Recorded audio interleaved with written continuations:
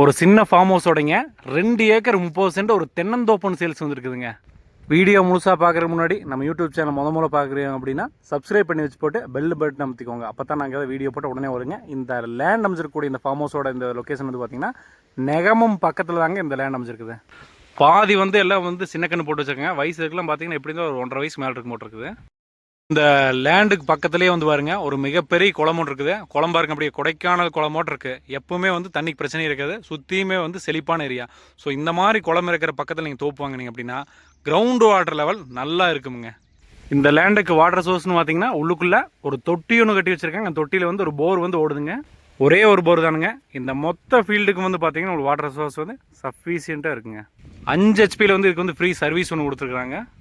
2 acre 30 சென்டில் பாதி சின்ன தென்னை மரம் போக பேலன்ஸ் இருக்கிறது எல்லாமே வந்து ஓரளவுக்கு பெரிய மரங்க. அது பாருங்க எல்லாம் காப்பெல்லாம் பிடிக்க ஆரம்பிச்சு பாருங்க. ஒரு மரத்தில் நல்லாவே வந்துட்டு உங்களுக்கு எல்லாமே வந்துட்டு அது நாட்டு மரங்களும் கூட.